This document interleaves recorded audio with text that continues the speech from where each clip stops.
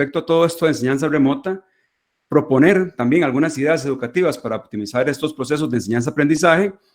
Y 3, puntualizar las áreas donde creo que es más necesario generar cambios a nivel educativo en base a lo que se viene más adelante. Y es que, ¿qué sucede?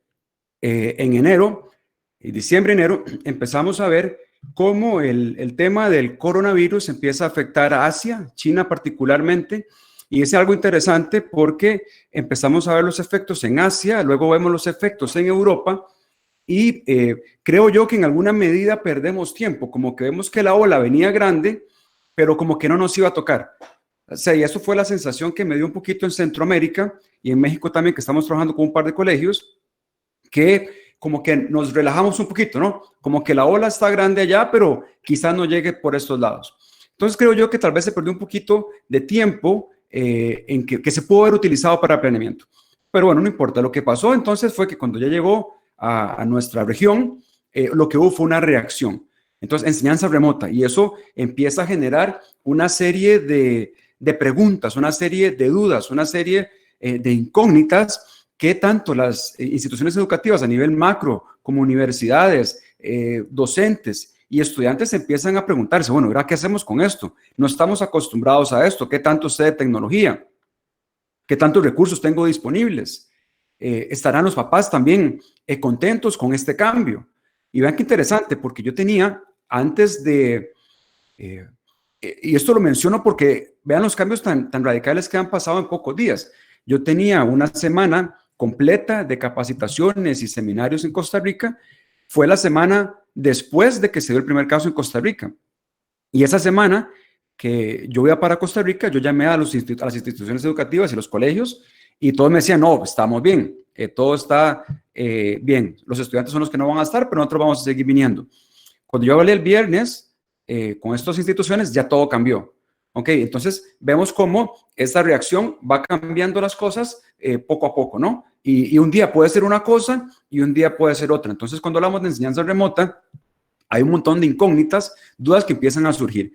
Y esto ha pasado a nivel mundial. Centroamérica, México, el Caribe no es la excepción, porque vemos algunos efectos muy similares en estas regiones. Entonces, ¿qué sucede?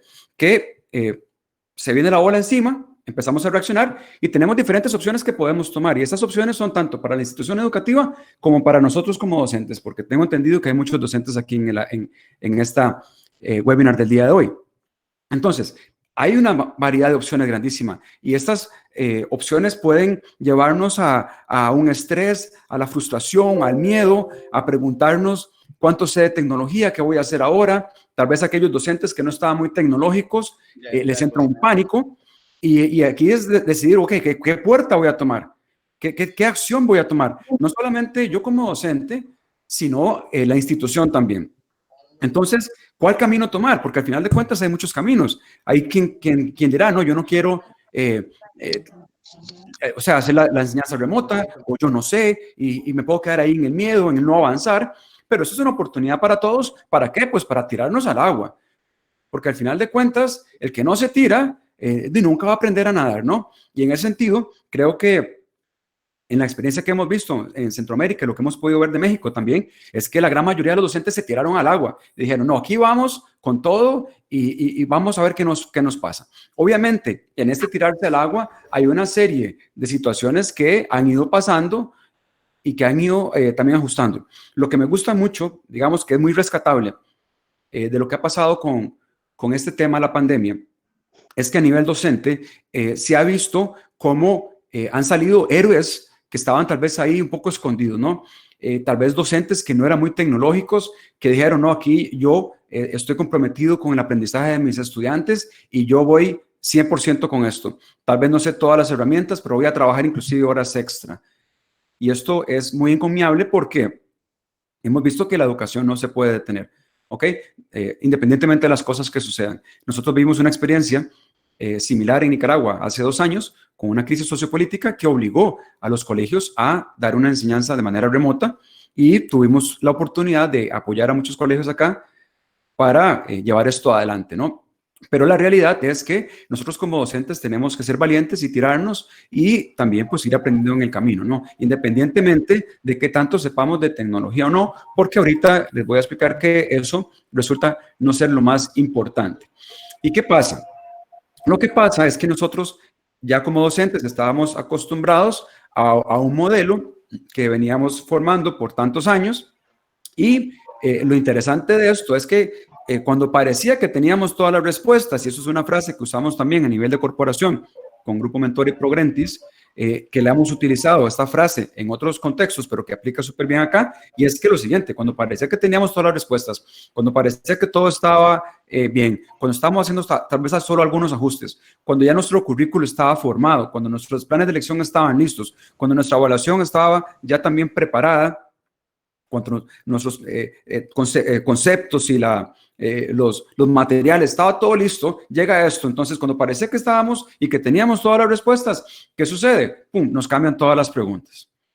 Y entonces ya la vida que llevábamos tranquila ya se ve más como esta imagen, donde hay una serie de dinámicas que están sucediendo que obviamente generan estrés, generan ansiedad, generan una necesidad de cambio. Ahora, cuando cambian todas las preguntas, es cuando nosotros podemos también empezar a innovar y a ser creativos. ¿Por qué? Porque cuando cambian todas las preguntas, yo tengo que empezar a tomar decisiones, tengo que empezar a ser creativo, tengo que empezar a ver cómo mi metodología que tenía antes puedo adaptarla rápidamente en línea. Y aquí los colegios también e instituciones educativas y universidades empezaron a hacerse algunos cuestionamientos, porque no es algo sencillo. Vean, pasarse a enseñanza remota fue algo que muchos colegios lograron hacer en pocos días, pero lo que hicieron fue, como lo voy a explicar más adelante, una réplica de lo que ya estaban haciendo.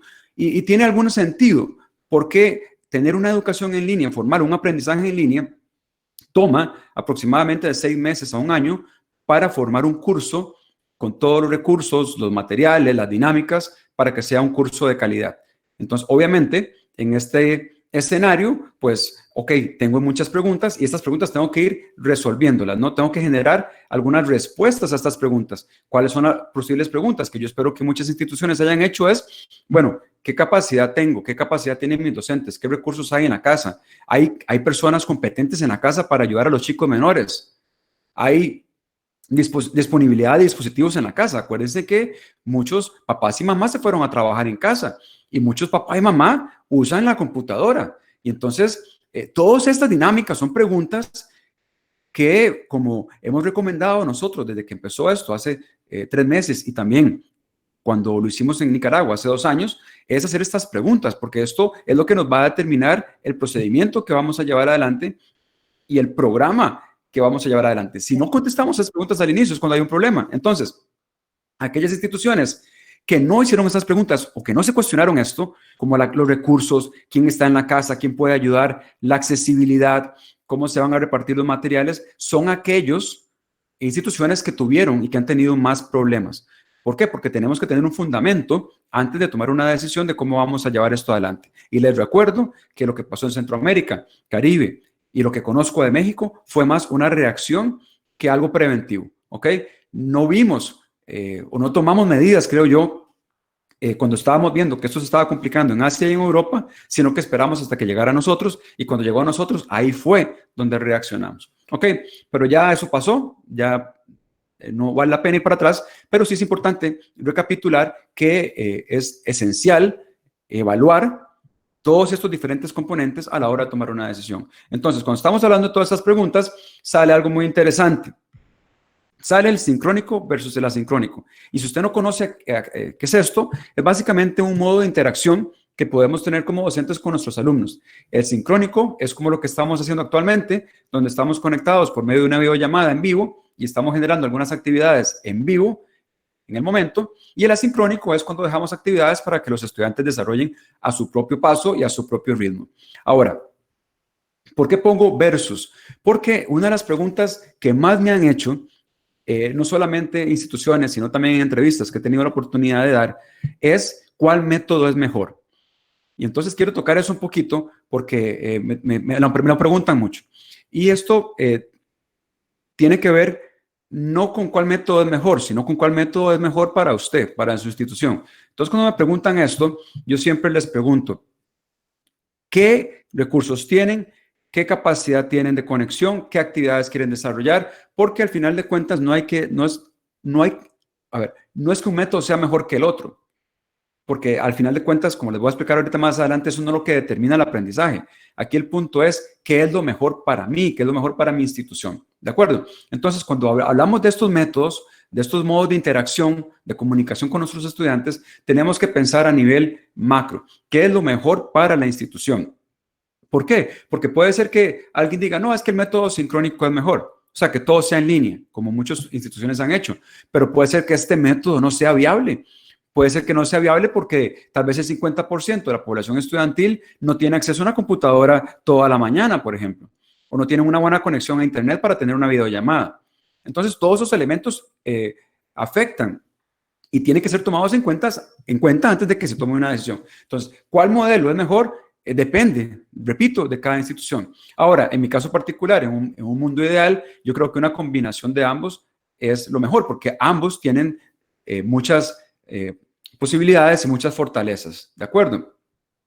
Pero repito, cuando estamos hablando de esto, no compitamos cuál es mejor, sino más bien veamos cuáles son las características que cada uno de esos tiene y en base a eso ya tomar las decisiones del caso, ¿de acuerdo? Entonces, generalmente cuando se hacen modelos de interacción combinados, sincrónico asincrónico, funciona bastante bien, pero obviamente esto requiere un trabajo, porque las actividades asincrónicas, las que se dejan para que el estudiante trabaje a su propio paso y a su propio ritmo, que ayuda también mucho en el proceso de aprendizaje, tienen que ser programadas y tienen que ser también diseñadas para que pueda suceder, para poder dar los tiempos adecuados y para poder ayudar al estudiante también a aprender de mejor manera. Entonces, en ese sentido, repito, sincrónico, actividades en línea, sincrónico, actividades que el estudiante hace su propio paso. Ambos tienen características muy positivas y ambos también tienen sus partes negativas que hay que evaluar. Entonces, cuando hablamos de esto, siempre ver qué es lo mejor para la institución. Bueno, y entonces en este sentido, lo que pasa es lo siguiente, que muchos colegios de escuela tradicional lo que hacen es tomar el modelo tradicional, y perdón por la foto, creo que esa es de muchos años atrás, voy a poner una más nueva, ok, ahora sí, esta es escuela tradicional moderna. Si ustedes ven, es exactamente lo mismo, lo único que cambia es el dispositivo al frente. Ok, entonces, ¿qué es lo que sucede? Que si se toma el modelo tradicional de enseñanza, donde está enfocado en el docente, donde es un aprendizaje de memoria, mecánico, donde la evaluación sumativa es la más importante, pues obviamente replicar eso se ve algo como esto, donde muchos colegios en la región es lo que han hecho, ¿no? Tienen este modelo tradicional y lo que hacen es copiar ese modelo tradicional. Entonces ustedes notan, la profesora o el profesor está al frente dictando la clase. Lo que hacen es cambiar el medio, ¿no? Entonces, en lugar de estar en la clase al frente de los estudiantes, estoy en una computadora dando una lección por tanto tiempo y siendo yo siempre como docente el centro. Ok, ahora, este modelo tradicional, quiero que ponga atención y fíjese en este detalle, que lo mencioné un poquito anteriormente, está enfocado en el aprendizaje mecánico, no invita generalmente al estudiante a participar, no hay un trabajo cooperativo que es esencial para que haya aprendizaje, el estudiante no está participando tampoco activamente de este proceso, la única interacción que tiene es cuando hay alguna pregunta, pero no hay una interacción generalmente entre los estudiantes, hay una interacción solamente unilateral del profesor dictando un contenido que éste tiene que aprender de memoria para luego hacer un examen. Y aquí, vean esto, porque me han preguntado mucho también cómo hago exámenes que los estudiantes no hagan trampa usando tecnología. Ahora que no los puedo ver ahí en el salón, ¿qué hago para que los estudiantes no copien o no hagan trampa? Bueno, mi respuesta es muy sencilla y no tiene que ver con tecnología. Mi respuesta es, hagan exámenes que no puedan ser copiados. Hagan exámenes que despierten el pensamiento crítico, el pensamiento analítico, que despierten la investigación, la indagación continua, la curiosidad, que motive al estudiante a aprender, que motive al estudiante a tener la necesidad de aprender algo, porque lo que le estamos mostrando está contextualizado. Cuando el cerebro entiende que esto que voy a aprender es vital para el futuro, es cuando hay un aprendizaje. Si no, no puede haber aprendizaje. Esta es la segunda ley de la neurociencia. que si no hay, y es la ley de la supervivencia. Eso significa que si lo que estamos tratando de enseñar a nuestros estudiantes no está contextualizado y ellos no logran hacer el clic con algo a futuro, o sea, con algo que va a ser de vida o muerte, por llamarlo de alguna manera, para su futuro, que va a ser sumamente necesario, simple y sencillamente el cerebro no lo va a aprender. ¿De acuerdo? Entonces, siempre que estamos haciendo actividades, tenemos por fuerza nosotros que generar actividades contextualizadas. ¿Por qué? Porque el docente, y usted que me acompaña el día de hoy, nosotros no somos los dueños del contenido. No sabemos todas las cosas, como pasaba antes. Cuando yo estaba en la escuela, la profesora era la que tenía la última palabra, era la que sabía todo. Y lo que ella decía, eso era. Pero ya eso no, el mundo ha cambiado tanto que ya no podemos seguir pensando de esta manera. Ya el profesor no es el que sabe todas las cosas, sino más bien tenemos ahora el Internet, un mar profundo de datos e información que necesitamos que nuestros estudiantes investiguen y nosotros ya no estar transmitiendo contenido para que ellos aprendan de memoria, para que contesten un examen de memoria, sino para que ellos desarrollen su comprensión inferencial, su comprensión analítica, su pensamiento crítico, que son habilidades o destrezas esenciales en nuestro mundo. ¿De acuerdo? Entonces, ¿por qué? Porque resulta que ya sabemos por medio de la ciencia que nuestros estudiantes tienen diferentes estilos de aprendizaje, diferentes tipos de aprendizaje, diferentes inteligencias múltiples predominantes también, y no podemos pretender que el mismo modelo que hemos usado sea igual para todos, o sea, o que sirva igual para todos, porque la realidad es que no sirve igual para todos. Y cuando hablamos de enseñanza remota, tenemos que pensar en esto también. No todo mi sistema de enseñanza remota va a funcionar de la misma manera para todos mis estudiantes. Y eso es un gran reto para todos de nosotros. Y ahora, es un reto mayor porque estamos con el tema de la enseñanza remota, pero tenemos que entender las dinámicas que están pasando y lo que la ciencia también ha demostrado. Ahora, estos conceptos y estas teorías no son nuevas. Piaget, Montessori, hace más de 100 años están hablando de esas cosas. Einstein dijo que la educación real era no aprender hechos, sino entrenar la mente para pensar.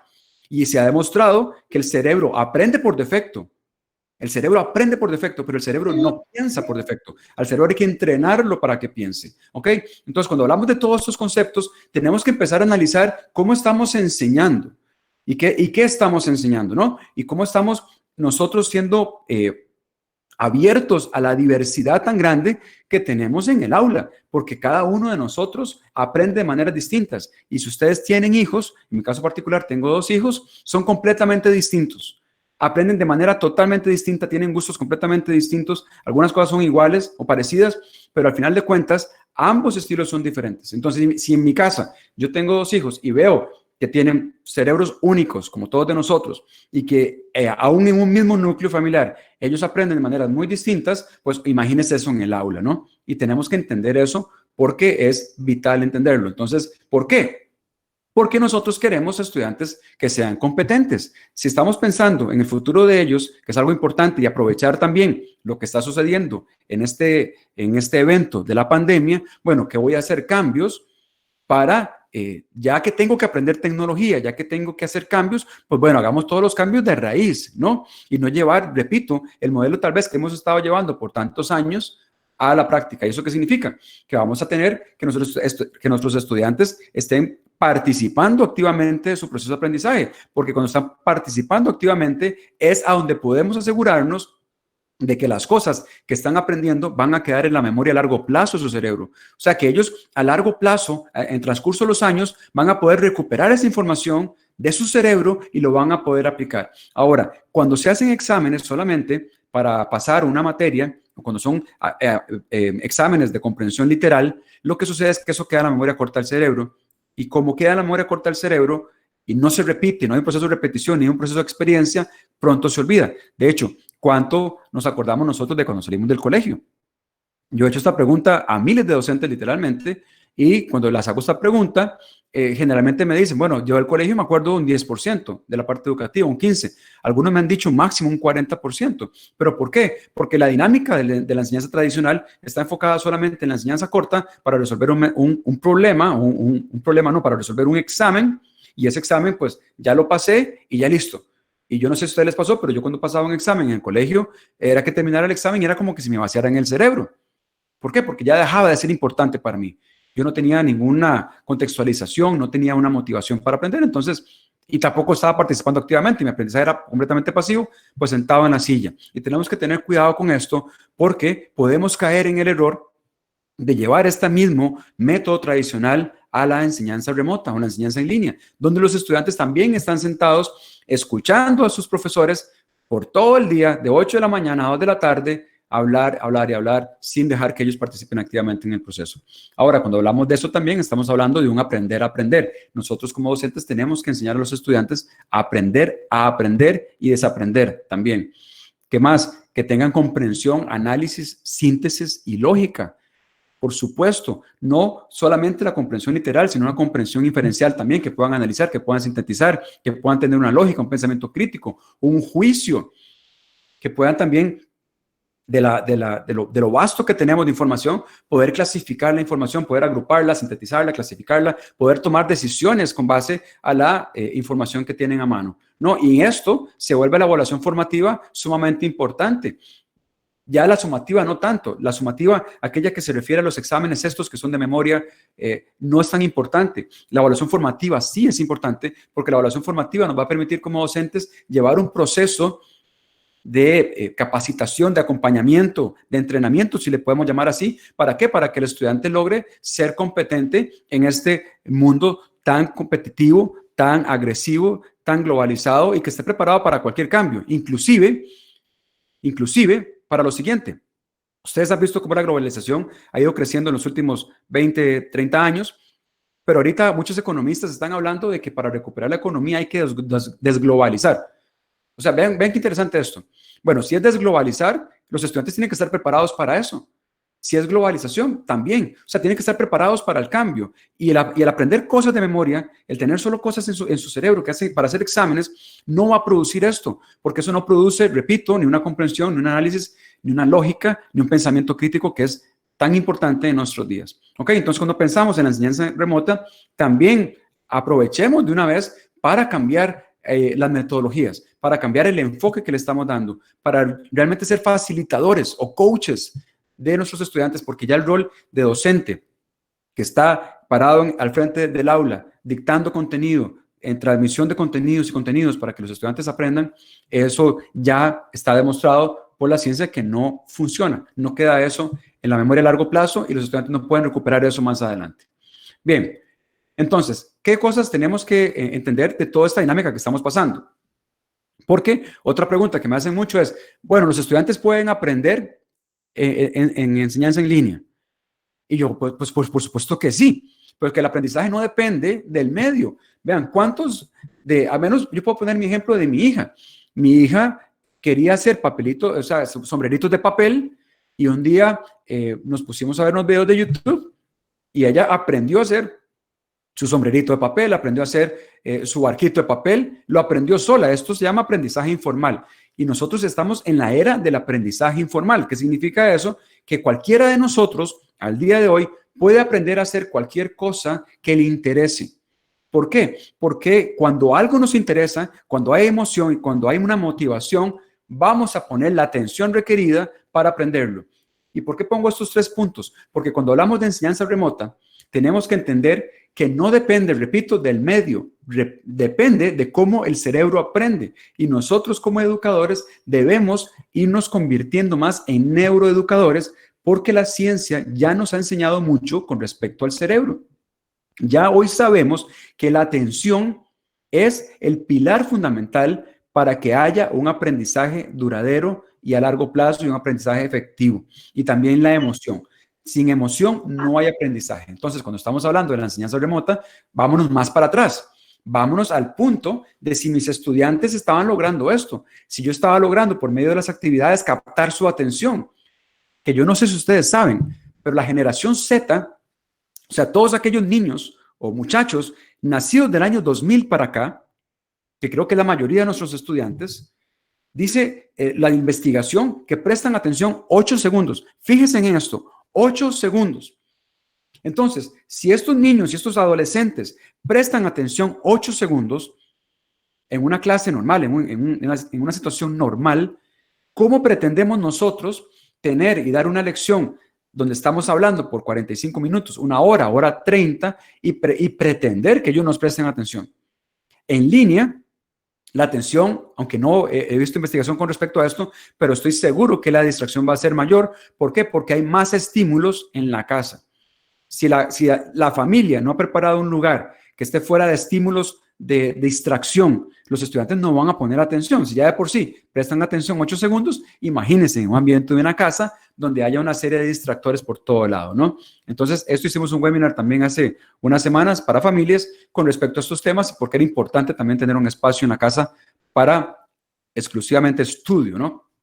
Pero vamos de vuelta. Entonces, ¿puede un estudiante aprender? Claro, puede aprender cuando hay una motivación, haya una emoción por aprender, y cuando estas cosas combinadas van a hacer que la persona ponga atención.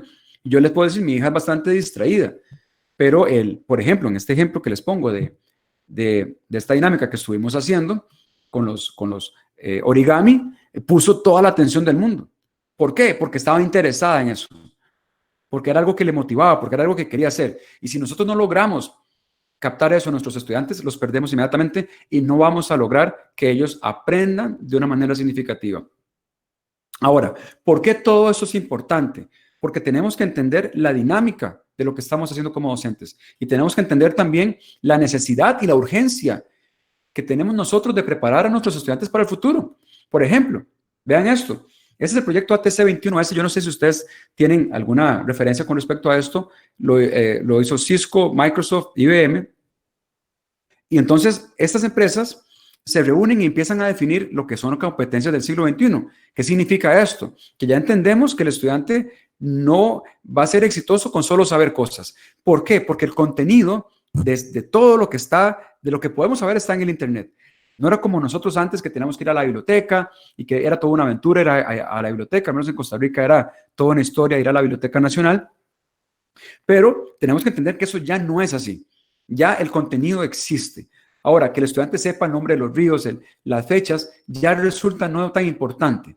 Creo que antes tenía una relevancia mayor, pero ahorita realmente no es importante, porque ahorita esa información la podemos obtener del Internet. Ahora, ¿qué es más importante que eso? Es cómo hacemos uso de la información que está en el Internet para hacer algo productivo, para, repito, tener un análisis, una crítica y poder también generar algo provechoso de eso. Entonces, en ese sentido, están estas competencias del siglo XXI y pongan atención, porque tenemos del lado izquierdo maneras de pensar, ¿ok? Maneras de pensar. Aquí estamos hablando de destrezas de pensamiento, ¿ok? Y esto es autonomía, pensamiento crítico, pensamiento visual, pensamiento computacional, toma de decisiones, resolución de problemas. Luego, maneras de trabajar, comunicación y trabajo colaborativo. Maneras de vivir el mundo. Esta manera de vivir el mundo se trata de la parte actitudinal. Ok, vida y profesión, responsabilidad personal y social, ciudadanía local y global. Y luego abajo, herramientas para trabajar, o un uso de tecnología, alfabetización informacional y alfabetización digital. O sea, que estamos hablando de que esto combinado es lo que hace que un estudiante sea competente en este momento. ¿Y qué significa competente? Es un estudiante que puede desarrollarse, que puede estar con una inteligencia emocional también alta, para resolver los diferentes problemas que se le presenten, para poder salir adelante también en las diferentes dinámicas y para tener un pensamiento holístico, integral, donde no solamente hay un conocimiento de la parte conceptual, que es el saber, sino que hay una aplicación de ese saber, que es la parte procedimental, o sea, saber hacer, y la parte actitudinal, que es saber ser. Entonces, cuando hablamos de una competencia, estamos hablando de que un estudiante va a saber hacer y va a saber ser una buena persona, ¿ok? Entonces, nuestra práctica docente tiene que ir, por supuesto, enfocada en las tres, porque si nos quedamos en la parte conceptual,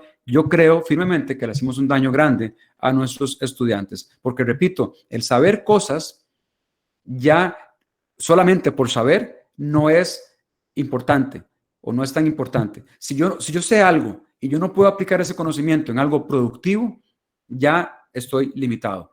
¿Ok? Entonces vean lo que nos está diciendo aquí también estas compañías tan grandes. También vean lo que nos dice el Foro Económico Mundial. ¿Ok? Aquí hay una comparación 2020-2015. Voy a tocar la de 2020. Según el Foro Económico Mundial, dice que esas son las habilidades más requeridas al día de hoy, 2020, para nuestros estudiantes. Entonces, si nosotros tenemos estudiantes que están saliendo de onceavo, doceavo, o están en noveno, décimo, esto nosotros como docentes tenemos que estar muy, muy atentos, ¿no? Y yo también como papá. O sea, mi hija están pequeñitas, pero yo siempre estoy viendo esto. ¿Por qué? Porque esto es lo que al final de cuentas va a determinar mucho del éxito a futuro de mis hijos y también de los estudiantes que tengo, ¿no? Entonces, presta atención. Vean qué interesante esto. Resolución de problemas complejos, pensamiento crítico, creatividad. Ahora, ¿a dónde nace esto? ¿Dónde podemos desarrollar creatividad en un sistema tradicional? Sir Ken Robinson dijo hace unos años que el sistema tradicional mata la creatividad. Y por supuesto que la mata. ¿Por qué? Porque es una talla única para todos. Todos tienen que comer lo mismo, todos tienen que hacer lo mismo. Pensamos que el estudiante puede aprender o va a aprender viéndole la nuca al compañero al frente. Pero sabemos que eso no es así, porque hay diferentes gustos, hay diferentes sueños, hay diferentes tipos de aprendizaje, diferentes inteligencias múltiples predominantes. ¿Cómo explotamos la creatividad? Bueno, situaciones extremas como la que estamos viviendo ahorita. ¿Cuántos profesores que conozco y docentes colegas me han dicho, mira, la creatividad se me ha disparado? O sea, yo no sabía que era capaz de hacer tantas cosas. Por supuesto. ¿Por qué? Porque está en una situación de conflicto donde se fuerza el cerebro también a ser creativo. Y sí se puede hacer creativo. ¿De acuerdo? ¿Qué más hay? Gestión de personal, coordinación con otras personas, inteligencia emocional. Vean, inteligencia emocional. Resulta que la inteligencia emocional es considerada ahorita el nuevo cociente intelectual. Tanto así que se cree que si una persona no tiene inteligencia emocional, es incapaz de surgir en el futuro. Y ahí al día de hoy. ¿Ok? Vean, inteligencia emocional. Toma de decisiones, orientación de servicios, negociación y flexibilidad cognitiva. Ahora, todo esto que estamos viendo, que nos está llamando también el mundo y que es muy relevante para nosotros, es lo que nosotros debemos estar trabajando mucho más que la parte de contenidos. ¿Por qué? Porque los contenidos sí pueden ser importantes, pero repito, si el cerebro no encuentra una contextualización donde lo pueda unir con algo a futuro que sea de importancia, de relevancia, y vamos a hablar de nuevo de vida o muerte, de supervivencia, el cerebro no lo va a aprender.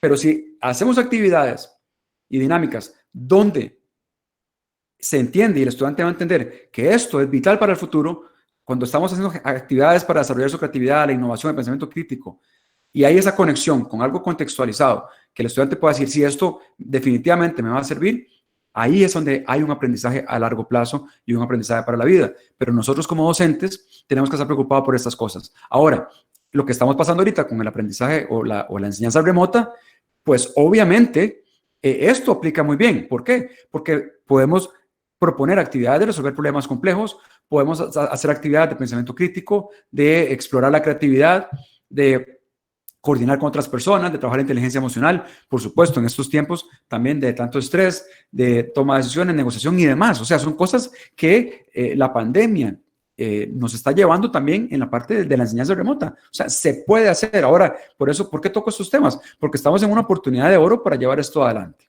¿Ok?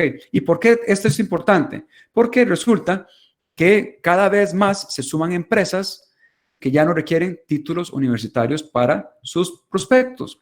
Ahora, la gente se asusta cuando yo hablo de estas cosas, pero pueden ver las noticias. Hay ahorita más de 35 empresas grandísimas que ya no requieren títulos universitarios.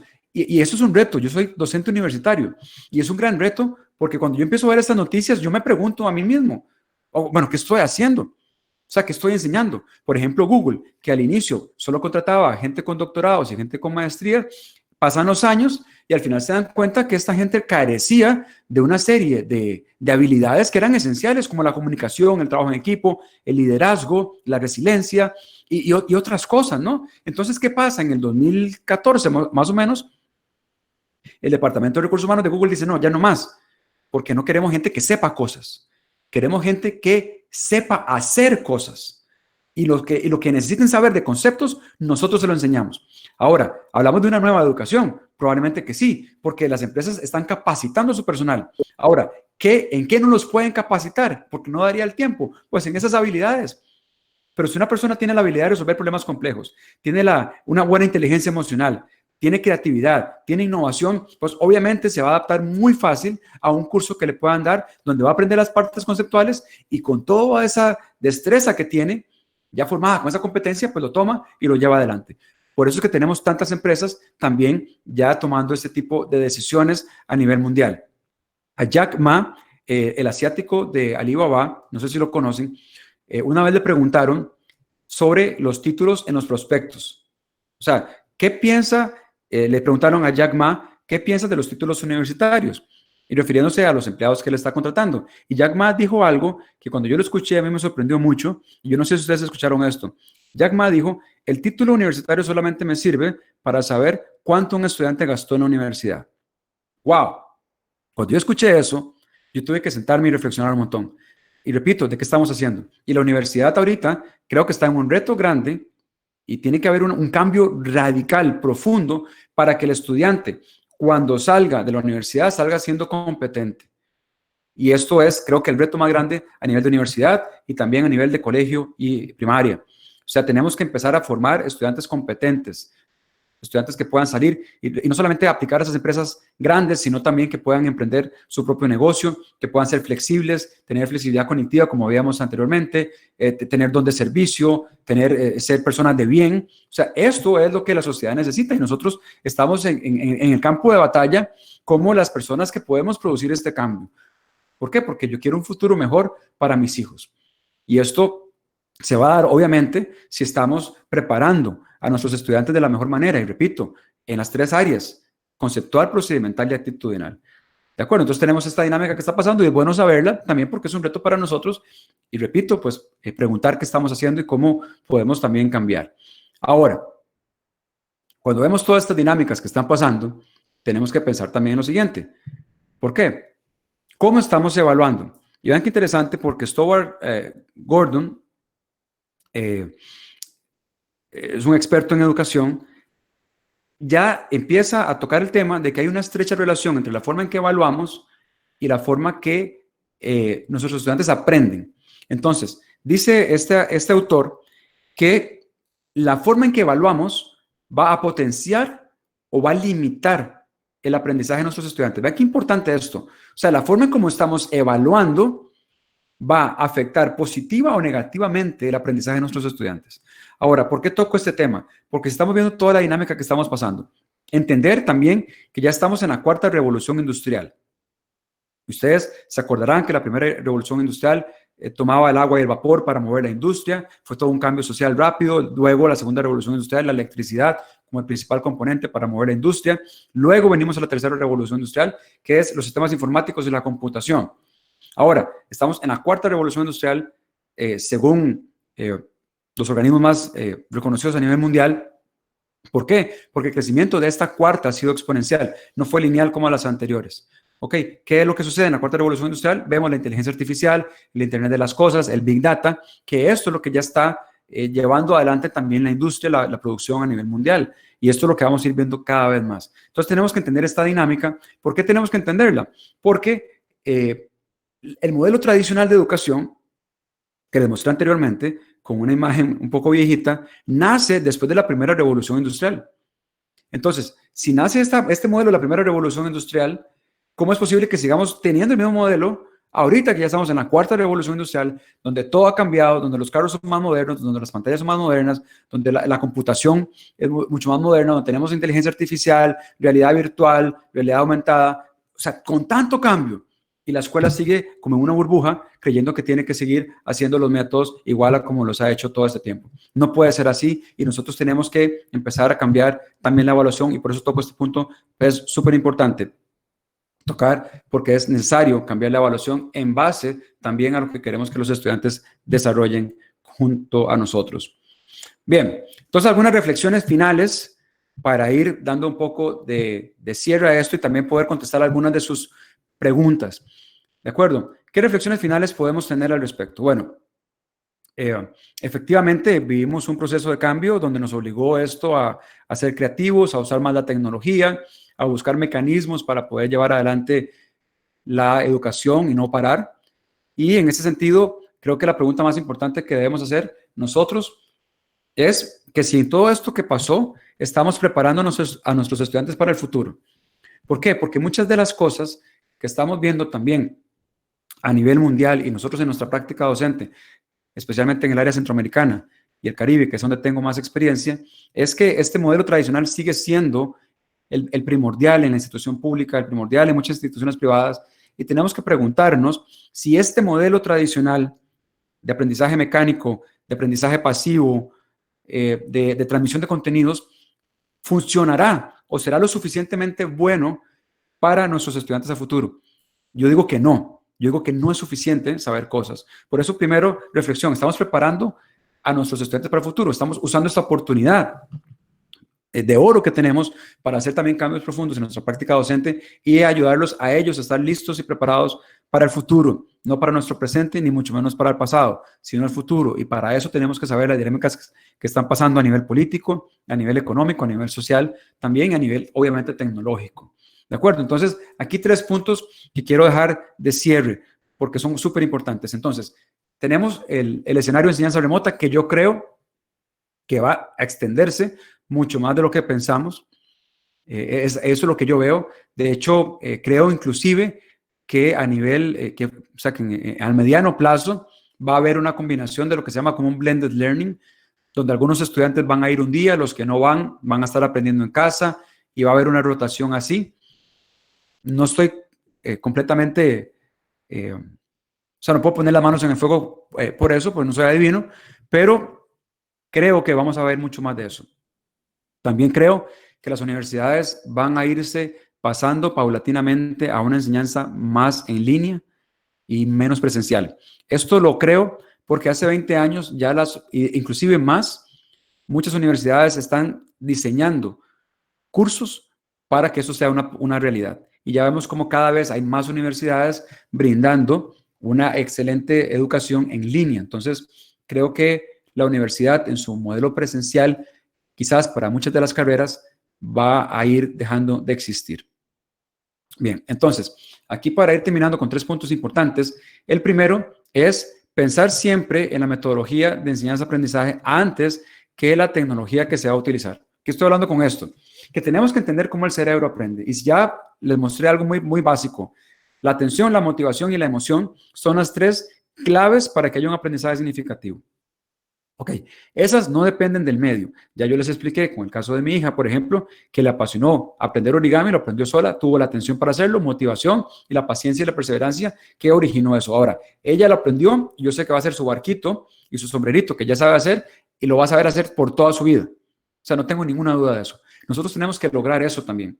Ahora, cuando estamos hablando de la metodología, estamos hablando de qué metodología estoy usando para que mi estudiante aprenda, para que aplique lo que aprenda y para que sea también una persona de bien, ¿ok?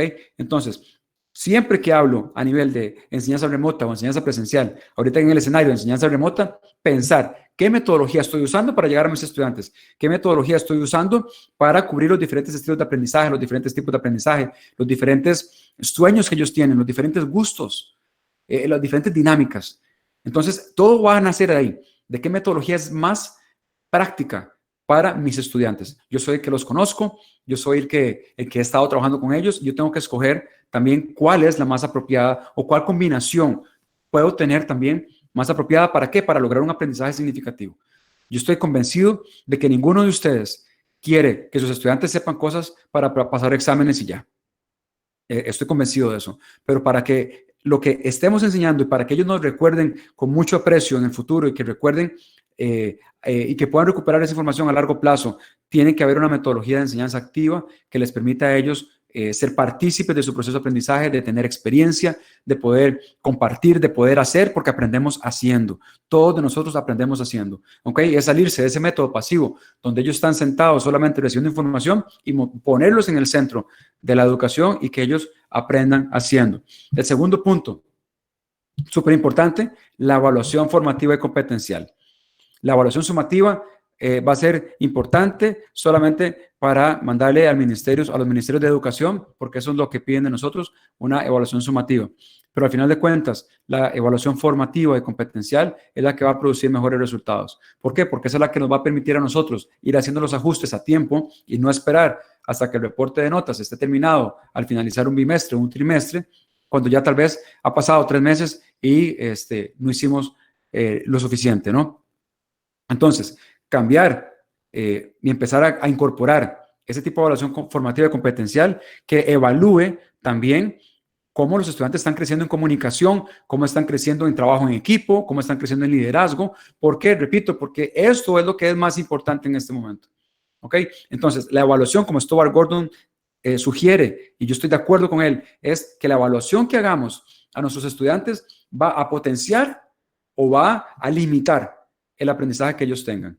Entonces, mucho ojo con eso. Y el tercer punto es súper importante, el dominio de la tecnología.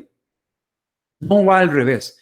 O sea, porque en esta dinámica que hemos vivido también en Centroamérica, un poquito en México, repito, y en el Caribe, lo que ha pasado es que vamos primero a la tecnología. Ok, tenemos que saber usar Google Meet o Zoom y esas son las plataformas, pero llevan todo ese modelo otra vez en línea. Entonces, lo que empiezan a hacer es a prepararse en cómo usar estas herramientas, qué dinámicas puedo hacer usando tecnología, pero no se sientan un poquito a pensar, no, aprovechemos ahorita y cambiemos de una vez, empecemos a cambiar estas metodologías. ¿Para qué? Para lograr esto que es requerido en nuestros tiempos. ¿Por qué? Porque, repito, es lo que la sociedad y el mundo está demandando y nosotros creo que tenemos la responsabilidad también, pues, de preparar a nuestros estudiantes para un futuro mejor. Y si ustedes tienen hijos, yo estoy convencido que ustedes quieren un mundo mejor para ellos. Quizás nosotros no estaremos en 40, 50 años, pero eso no significa que no tenemos que dar todo de nosotros para que haya un mundo mejor, ¿no? Y acá alguna gente me pregunta, ¿pero valdrá la pena? Porque obviamente esto requiere más trabajo de nosotros. Por supuesto que sí. Y si me preguntan, ¿vale la pena? Y yo digo, por supuesto, vale toda la pena del mundo. Vale toda la pena del mundo, porque yo estoy convencido de que nosotros docentes, en nuestras manos está el futuro de las siguientes generaciones. Creo que los docentes ahorita somos de las profesiones más importantes que existen a nivel mundial. Creo que muchas veces no se ha respetado esta profesión como debiera ser respetada, ni ha sido valorada como debiera ser valorada, pero yo estoy seguro que nosotros en la parte educativa tenemos el futuro de las siguientes generaciones. Pero para que sea un buen futuro, tenemos que estar conscientes de que tenemos que trabajar esas tres áreas: saber, saber hacer y saber ser. Tenemos que formar estudiantes de bien, con valores altos, para evitar la corrupción que tanto vemos en los países de la región, para evitar tantas cosas que vemos. ¿No? Ya no queremos políticos corruptos, no queremos gente que esté robando, gente que esté estafando. Y esto es un trabajo que tenemos que hacer desde que están en kinder, primaria, secundaria. ¿Por qué? Repito, es un trabajo de nosotros. Y obviamente las familias, el binomio familia-escuela tiene que estar muy, muy de la mano, trabajando juntos. ¿Por qué? Pues para lograr, ¿no?, esto que todos queremos. Y yo estoy convencido, repito, de que podemos hacer mucho, de que podemos hacer mucho más también y que pues poner las pilas, ¿no?, para formar, repito, estudiantes de bien. Muchas gracias por estar en esta presentación y voy a dedicar un tiempo para preguntas con todo gusto y Jessica creo que me va a ayudar también a decírmelas y espero que pueda responderlas bien, ¿no? Bueno, muchísimas gracias, profesor Parrales. Ha estado muy interesante, muy concreta su participación.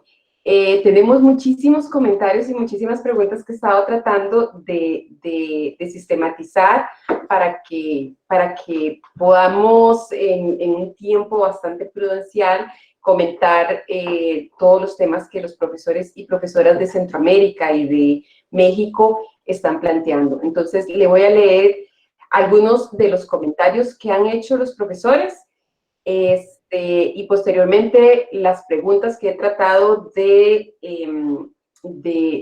categorizar, ¿verdad?, para ordenarlas. Entonces, el primer comentario es del profesor Juan Marcelo Orozco, que él dice que en Nicaragua los institutos privados han enviado las clases en línea. El problema es que no todos los niños y niñas tienen acceso a un computador, las tareas no las pueden hacer en un celular o en una tablet. Otro problema es que los maestros no han realizado selección de los contenidos esenciales y han enviado una gran cantidad de contenidos y los estudiantes se están agobiando.